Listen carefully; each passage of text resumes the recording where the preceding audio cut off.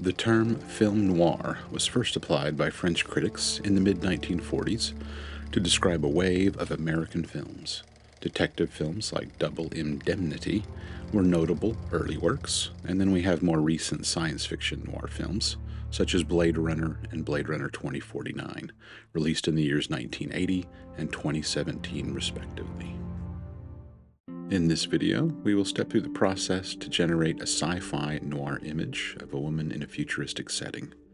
First, we will start with the general idea and then work through the next part until we finalize the details. Let's use Midjourney in a web browser.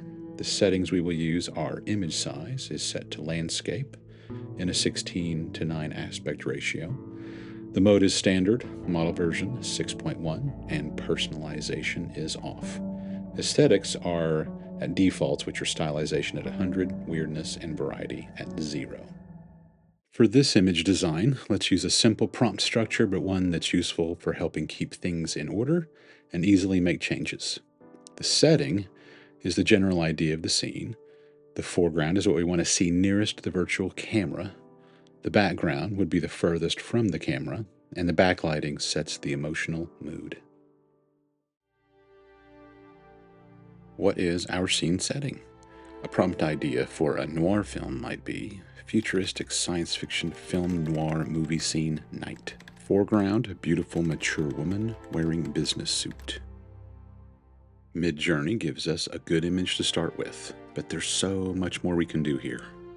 Since this shot is not the final result we're after, let's add a few extra ideas to help Midjourney bring her into focus and add some interest. Let's give her long brown hair and red lips.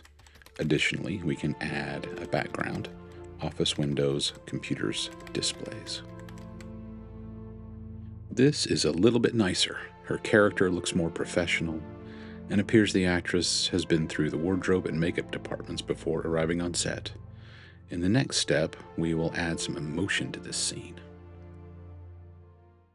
This picture is starting to come together, and if you're liking this video so far and find it helpful, please like, subscribe, and leave a comment. It would really help the channel grow and get tutorials like this out to more artists and creatives like yourself. Thank you. Let's add some emotion into the image. We can give her a facial expression and add it to the foreground section of the prompt. Frightened expression, watching window. The purpose of the watching window prompt helps Midjourney render her eyes looking towards an object other than the camera. Now she looks like she's really concerned about something going on off the screen. Have you experimented with facial expressions in Midjourney? Please share and leave any prompt suggestions in the comments. How about adding some extra color to make this image even more interesting and add to the mood? Let's just add some backlighting to the end of the prompt and describe the colors. Backlighting, yellow and purple, deep shadows. Awesome. These images are looking really great, but we are not done yet. Let's add just a few more interesting details.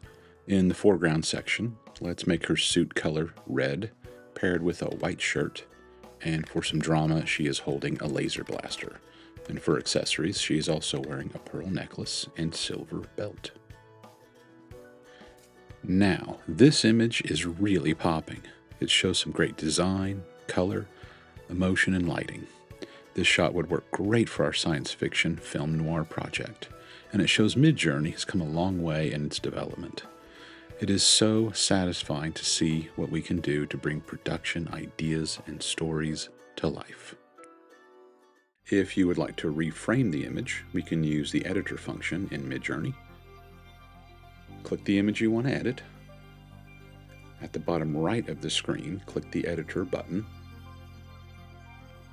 Grab the handle in the middle of the frame and move the image into position. Also, you can use the side handles to resize it to your liking. Then in the lower right, click the Submit button.